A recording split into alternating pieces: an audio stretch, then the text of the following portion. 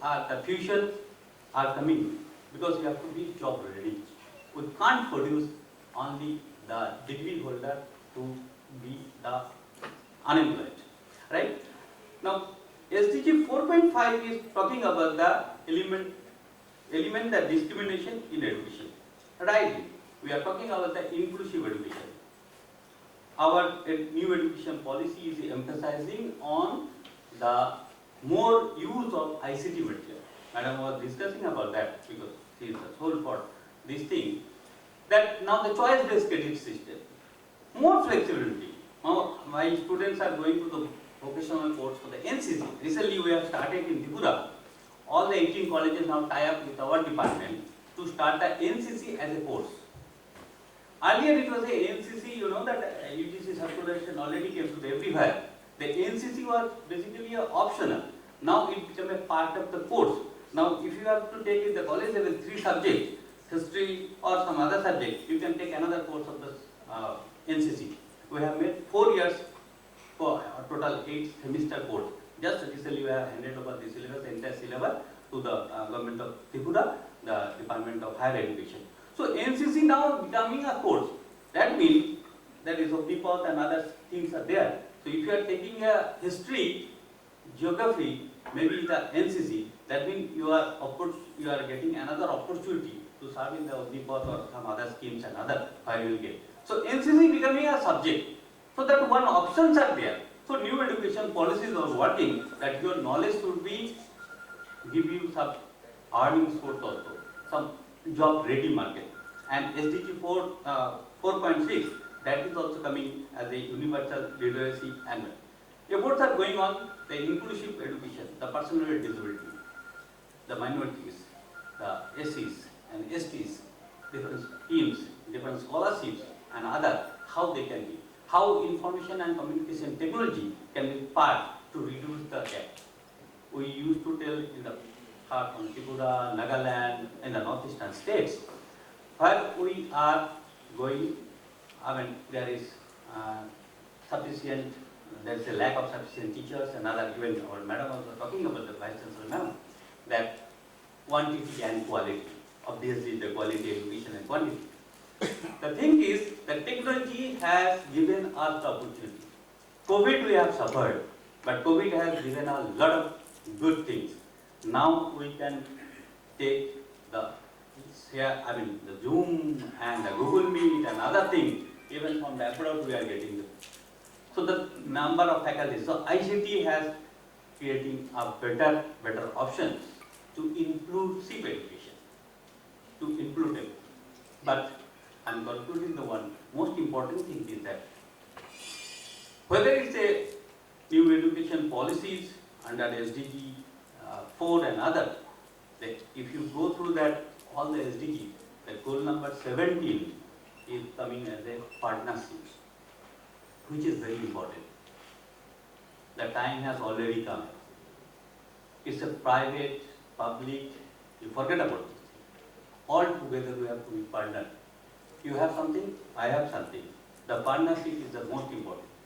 To success in the new education policy, the main philosophy, what I believe, is the partnership. You have to do the partnership with others. We have opportunity. Earlier, you know that, several times I am talking in the northeastern states because most of you may not be that much. What about that? Northeastern states, the last 20 years I am in Tripura, even Assam and other. Earlier I was in National Institute of Rural Development and Panchayati Raj. The main thing is people are talking about the backwardness, but the advantage is that we have 4 neighboring countries: Bangladesh, Myanmar, Nepal, Bhutan, China, we can say it like that. These are the 4 countries.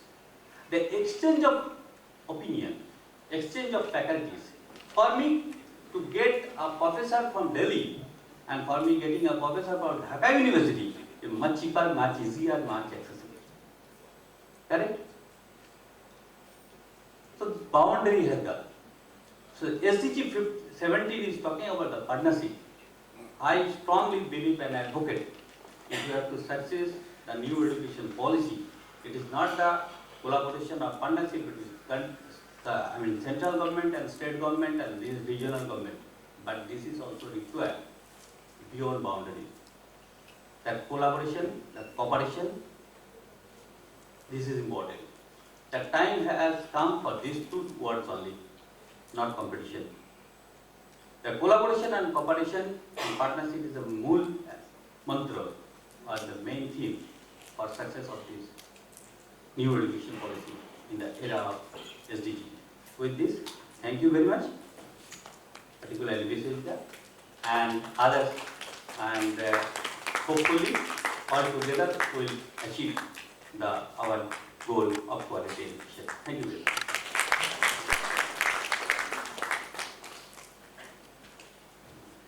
Thank you, sir, for your influential speech. Now, I would request our honorable guest, Professor Dr. P.K. Mishra, Principal, Surya Sen Mahavidyalaya, Shiliguri, to deliver his address.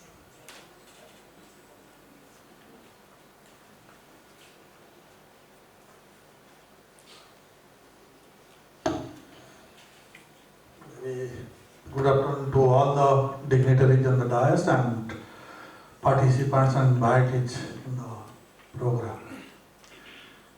I am very proud to be the part of this program as a partner institution of SAIARD, its second campus in Siliguri. And thankful to Dr. Biswajit sir and his team to invite me for this program. But before me, so many distinguished speakers have told regarding the new educational policy. I am slightly different to some extent. Being an education administrator of a college, I critically evaluate the new educational policy from the grassroots level. No doubt, after 30 years, after 1992, 2022, Government of India has framed this new educational policy, taking the global issues, global education system into consideration. But there are so many positive sides of this policy, from the structure, from the pre-school education to the higher education. But as sir has already told, our country is vast. It's different socially and culturally. State to state, 130 crores of people, 30 states, different boundaries, different cultural units. And as we all know, education is in concurrent list. It's a state subject. And policy in India, when it is framed and when it is implemented, it takes time. And particularly the goal of new educational policy, the time frame the Government of India has given, the 2035. So after framing and after the last stage of implementation, there is a huge gap of 13 years. And when the last phase, last state which will implement it, at that time, this policy will be obsolete. At that time, the global issues, global education system will develop to some extent, and at that time, when who will be in the policymaker's seat, they will think, no, this is the time to change and we have to frame new educational policy. No doubt, from the preschool education, when at present we are giving importance to English as a medium of instruction, we feel proud that our children will learn in English and they will go to the English medium schools as a status symbol. New educational policy gives importance to the vernacular system of education. And if we take the higher education into system, few years back, the Delhi University Vice Chancellor, when he implemented 4-year degree course for the first time in the country, there is a huge protest from the UGC level itself, whether we will accept this 4-year degree course to the curriculum or not. But the same thing happens after a few years back in the name of new educational policy, when we are bound to implement 4 years degree courses. And the best part is that there is multiple entry and multiple exit point, keeping the employability in the mind. Because everybody, as a student, as a parent, as a guardian, we give importance. What will be the future of my child after taking a degree? And new educational policy gives the interdisciplinary approach. It gives importance to interdisciplinary approach, so that a history student taking history, he can take physics, he can take chemistry, he can take mathematics. But do we have really in our mindset, we'll accept a student of history will take physics as the next paper? Why I am telling this? Few years back, when I was in Sikkim University, the then Vice Chancellor, he has given this interdisciplinary approach in the CBCS curriculum. Sir has told that CBCS curriculum, and it is implemented in whole country. But do you really, in the formal education sector, except IGNOU and distance education, do you really go through the CBCS structure? We have so many constraints. If you take 4 years degree course in our college, take for example, in our college the student strength in 8,300 plus, only BA, BSc become. And NEP gives the scope, the entry and exit. And suppose after first year, 300 students exit to take different vocational courses, skill-based courses. And after 2 years they came back to again to the field to take education. Do we have that infrastructure to accommodate that 300 students at that time? Do we have that teaching position? Really our teachers are so much skilled, educated to teach them research, because after 4-year degree course, they will directly go to the university for research work. Those who are interested for higher studies, they will go to the university for research work. But do our teachers are capable of giving that much of quality education to the students, go for that level? Do we have that quality? The objective, the philosophy behind new educational policy is access, equity, quality and accountability. When all people go through all the higher education, even from the beginning of school education, when 2 teachers are there to teach 5 classes, 4 teachers are there to teach 7 classes, we don't have that infrastructure to teach the students at large.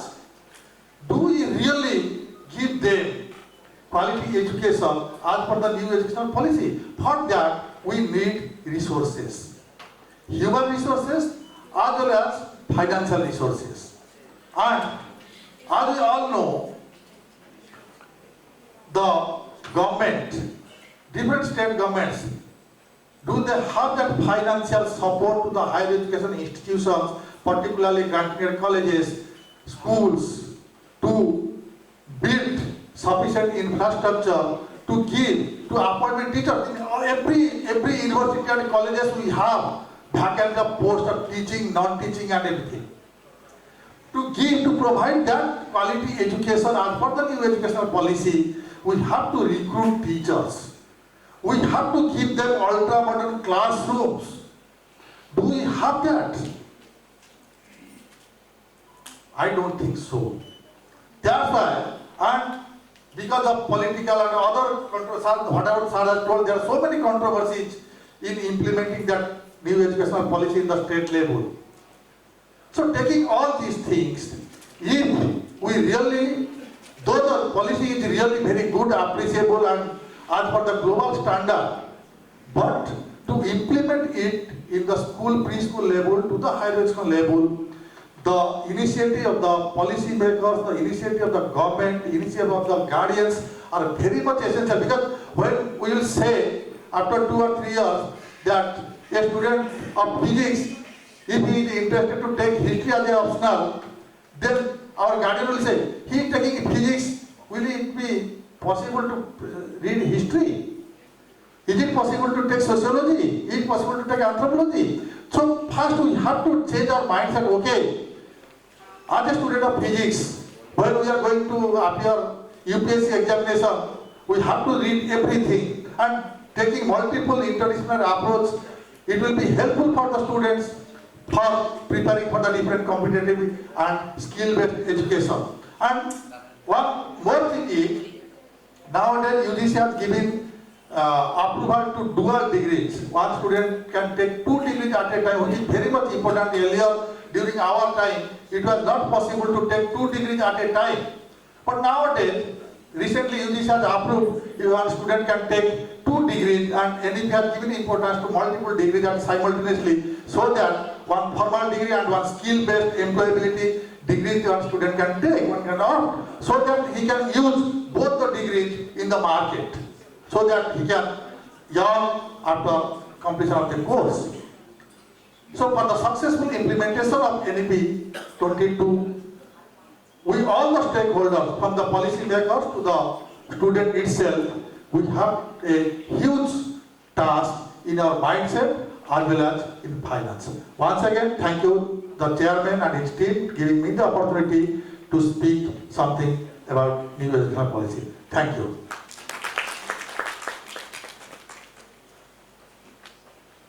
Thank you very much, sir, for your valuable speech. Now, ladies and gentlemen, we are having a great opportunity to listen to the words of our chief guest, Dr. Ramesh Pokhriyal Nishank, Honorable Member of Parliament and former Minister of Education, Government of India. Although he is not being able to be present, but still he has sent his regards on this occasion. I would request Mr. Shudip De and Mr. Akash Shah to play the video.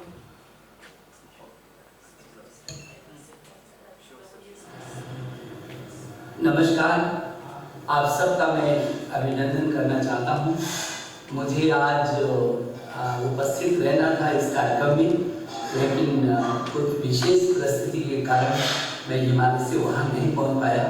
मैं इस अवसर पर, जबकि south Asia institute for advance research development ये जो संस्थान जो NEP राष्ट्रीय शिक्षा नीति 2020 पर व्यापक परिचर्चा कर रहा है, और उस पर बातचीत करने के लिए तमाम पश्चिम बंगाल सहित पूरे देश के शिक्षाविदों को आमंत्रित करके उनसे चर्चा कर रहा है, उसके क्रियान्वयन पर चर्चा हो रही है। मैं इस अवसर पर आप सबका बहुत अभिनंदन करता हूँ, और इस संस्थान को विशेष करके इसके चेयरमैन को, इसकी टीम को मैं बहुत बधाई देना चाहता हूँ।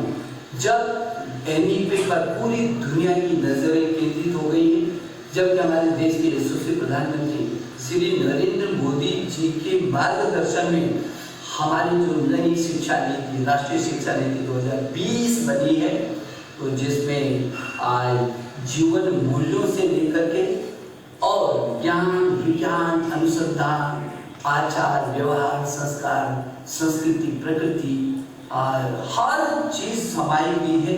और जिस तरीके से पूरा विश्व का परिदृश्य है कि हमने अब मनुष्य को मशीन नहीं बनाना है, बल्कि उसको मानव नहीं महामानव बनाना है, तो जीवन मूल्यों की आधारशिला पर खड़ी ज्ञान, विज्ञान, अनुसंधान, तकनीकी, प्रौद्योगिकी और कला सहित सभी क्षेत्रों में यह हमारी जो NEP 2020 है वो विशाल परिप्रेक्ष्य में एक नए भारत के निर्माण की स्थापना करती है। जैसे हमारे देश के प्रधानमंत्री जी ने कहा कि 21वीं सदी का स्वर्णिम भारत होगा, उस स्वर्णिम भारत की ये आधारशिला है NEP 2020, जो नेशनल भी है, इंटरनेशनल भी, इम्पैक्टफुल भी, इंटरैक्टिव भी है, इंक्लूसिव भी है। ये जो शिक्षा नीति है, जिस व्याप तक देखिए हमने 10+2 को हटा करके 5+3+3+4 किया, बिल्कुल नई व्यवस्था दी। 3 वर्ष से 8 वर्ष तक के बच्चे को मस्तिष्क का विकास होता है, हम उसको पकड़ करके आगे बढ़ाना चाहते हैं। और अब रिपोर्ट कार्ड नहीं है, बल्कि उसकी प्रगति कार्ड है। क्या उसको क्या है, रिपोर्ट नहीं, रिपोर्ट कार्ड नहीं, उसको किस तरीके से उसको आगे बढ़ रहा है, किस तरीके से इस क्षेत्र में वो आगे बढ़ रहा है, वो विभिन्न क्षेत्रों में जिस क्षेत्र में वो बच्चा जाना चाहता है उसी क्षेत्र में आगे बढ़े और कक्षा 6 से ही उसको कौशल विकास की दिशा में आगे बढ़ाने का है। और फिर उच्च शिक्षा में जाकर के जिस भी विषय को जो चाहे वो, जिस विषय को चाहे वो ले, जिस विषय के साथ जिस विषय को चाहे वो मुक्त तरीके से उसको फ्री छूट है और कभी भी आए और कभी भी जाए। यदि उसको ये लगता है कि 2 वर्ष में 4 वर्ष का यदि कोई कोर्स है और 2 वर्ष में उसको छोड़ना पड़ रहा है या 1 वर्ष में छोड़ना पड़ रहा है, तो वो वर्ष भी उसके खराब नहीं होंगे। 1 वर्ष में उसको सर्टिफिकेट मिलेगा, 2 वर्ष में उसको डिप्लोमा मिल जाएगा, 3 वर्ष में उसको डिग्री मिल जाएगी। उसका 1 वर्ष भी खराब नहीं होगा, 1 दिन भी खराब नहीं होगा। और यदि फिर दोबारा वो आना चाहता है कि जहां उसने छोड़ा था वहां से उसको फिर शुरू करना चाहता है, तो ABC ये जो बैंक क्रेडिट बनाया है उसके लिए उसकी चाबी भी उसके पास दी है, एकेडमिक बैंक ऑफ क्रेडिट। जहाँ आए वो अपना ताला खोले, जहाँ उसने छोड़ा था उसे आगे बढ़ाए। इसमें व्यापक शोध और अनुसंधान के लिए नेशनल रिसर्च फाउंडेशन में प्रति वर्ष 50,000 करोड़ रुपए होगा। जब हमारे देश के प्रधानमंत्री ने कहा जय अनुसंधान होना चाहिए, हम अनुसंधान के क्षेत्र में आगे जाएंगे और तकनीकी के क्षेत्र में नेशनल एजुकेशन टेक्नोलॉजी फोरम बनाया, जो उस फोरम के माध्यम से लोकल से ग्लोबल तक जाने का जो मार्ग तय करेंगे, उसी से make in India, digital India, skill India, startup, stand up, और उसी से बढ़ेगा फिर भारत का आत्मनिर्भर भारत। तो मुझे लगता है कि यदि नई शिक्षा नीति को जिस क्षेत्र में जिस भी आयाम से आप देखेंगे वो पूरी दुनिया में आपने ढंग किया है। और इसीलिए कैम्ब्रिज ने और तमाम दुनिया के शीर्षस्थ विश्वविद्यालयों ने ये कहा है कि ये जो NEP 2020 है ये पूरे विश्व के लिए गेम चेंजर का काम करेगी। मैं आप सबका बहुत अभिनंदन करना चाहता हूँ कि आपने इतना महत्वपूर्ण विषय पर ये चर्चा रखी है।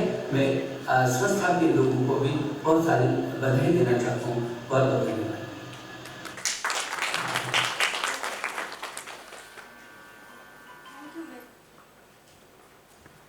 Thank you very much, sir, for your influential and encouraging speech.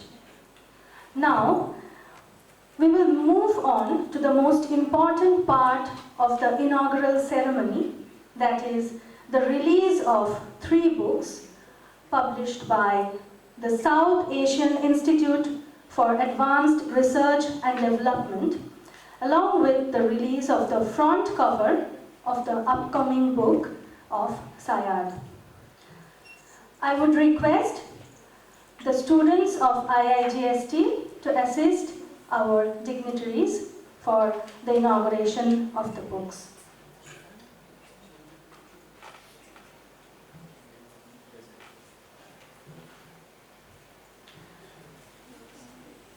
I would request Dr. Jayati Dash, Associate Professor, Sri Shikshayapan College, to come on the dais for the inauguration of her book.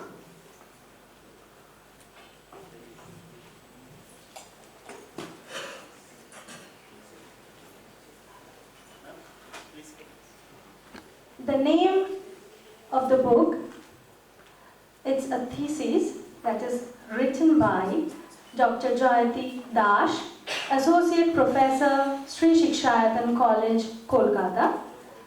Asthma Predictability Index among children with atopic parents in and around Kolkata metropolis and its correlation with various air pollution indices, written by Dr. Jayati Dash. Ladies and gentlemen, the inauguration of the first book written by Dr. Jayati Dash.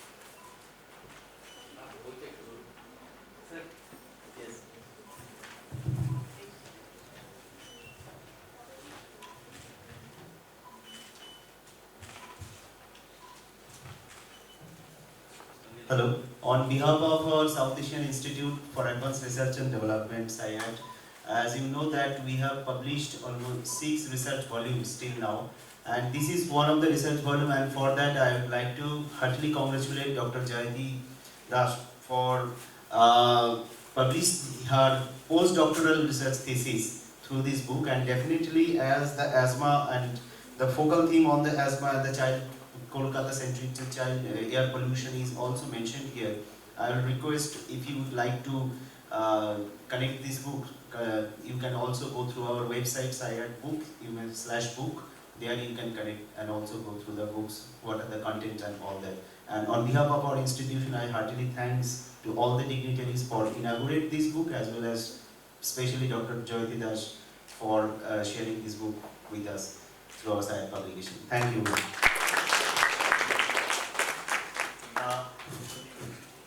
Now I would like to request our honorable dignitaries to open up the cover page of our another book, that is this is also a research volume on the tourism in Benares, its problems, prospects and planning for the development.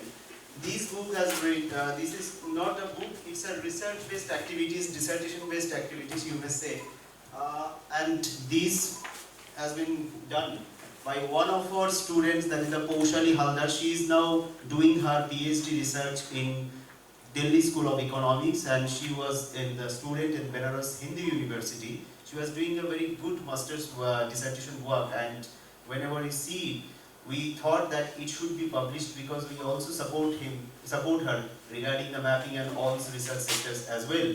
And you will be happy to know that this book has also Honorable Chief Minister of Uttar Pradesh, Mr. Yogi Adityanath ji, also from his cabinet, he invited this book and told me to send a copy for the UP Benares tourism development and how we can apply the GIS technology for that particular issue. So it's also a pleasure and honor for us, and I request to all of you to please give a big round of applause. Thank you.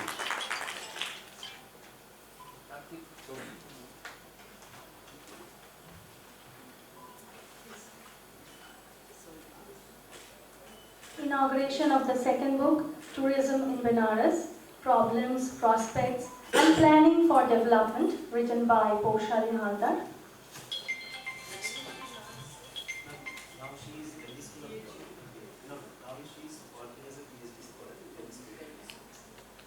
So lastly, our seventh upcoming books, and also it's not 7th, it's the 10th you may say, but officially it's 7th. And one of my brother as well as our associate of SAIARD, Mr. Arnab Chatterjee, I would like to request Arnab are you here? Please come here. So this book we are also going to launch very soon, and hopefully very soon we are going to organize an event with the Ministry of Culture, where the Minister of Culture will join. And also, as we have through SAIARD, we have taken another initiative, that is through the Center for Social and Cultural Studies and Research, that how to collect the memories and how to collect the work of those people, those who are working in Bengal sectors for the development of education, for the development of society and for the development of culture of Bengal through their activities, but still they are not in the limelight as such, and other persons as well, like they are not maybe Rabindranath Tagore, but they have a significant contribution for the development of our Bengali culture as well as our country. So we have started this initiative through the cultivation of the all research and activities, social activities, education related activities with Mr. Akshay Kumar Datta. He is a very famous person as well, and I thankful to all the dignitaries and Arnab as well for cultivating his work through this book, and very soon we will go to launch it and through another program, and definitely we will share the news to all of you. And thanks to all the dignitaries. I will request to open up the cover page of this upcoming book, and thanks to all of you.